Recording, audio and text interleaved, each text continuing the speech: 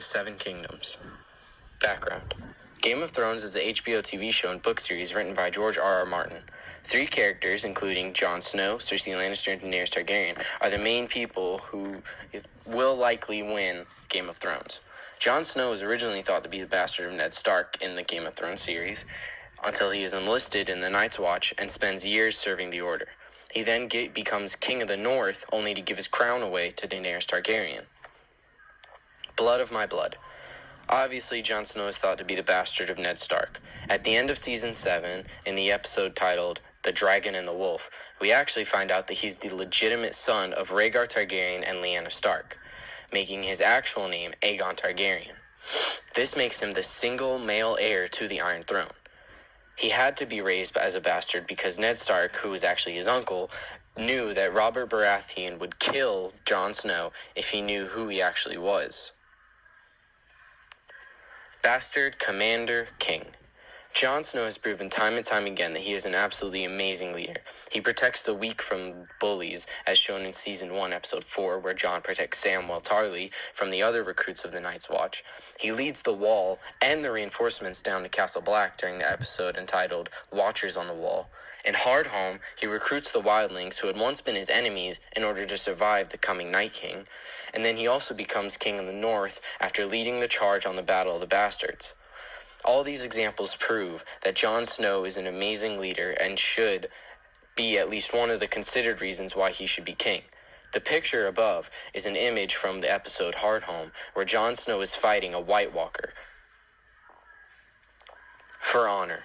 Ned Stark, who was thought to be his father, was one of the most honorable men in Westeros. When he raised Jon, he taught him the lessons that Jon uses throughout the series. In the very first episode, Ned teaches Jon one major lesson. The man who passes the sentence should swing the sword. Continuously throughout the series, Jon pushes himself to be trustworthy and honorable. He even goes as far to refuse Stannis Baratheon's offer to be Warden of the North in an episode entitled The House of Black and White, because it meant breaking his oath to the Night's Watch. After being put on the burning stake, Mance Rayder, who is the king beyond the wall and leader of the wildlings, who was Jon Snow's enemy, was being burned alive. Jon Snow knew that it was wrong to do this to him, so Jon Snow, while everyone was watching Mance Rayder burn, put an arrow in his heart to end Mance Rayder's misery. For the people or for pride. Much like the ethics that America was built on, Jon Snow's leadership is built on the service to his people. He leads the charge in Battle of the Bastards and during Watchers on the Wall. He leads a rescue mission to the wildlings in Hardhome, who were at once his enemies.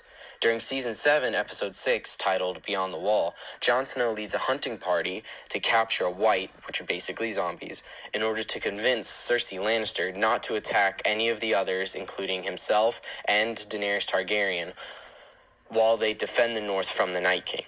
He puts his life on the line not just to protect his own people, but all the people in Westeros.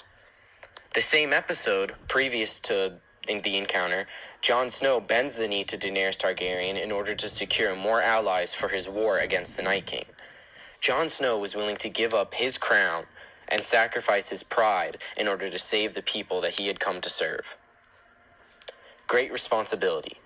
The initial reason that people don't think Jon Snow would be king is because he has no real desire to rule. They think he will end up just like Robert Baratheon did after he defeated the Targaryen family and just become a drunk and whoremonger. Jon Snow didn't want to be Lord Commander or King of the North either, and yet, when it was thrust upon him, Jon took up the responsibility and tried his absolute hardest to serve his people rather than himself. The only other 2 main characters that are working toward the throne are Cersei Lannister, who is simply a brutal, power-hungry lunatic who's caused the suicide of her youngest child, and Daenerys Targaryen, who at times is a good person, but her impulsiveness creates problems instead of solutions that would ruin her time as queen.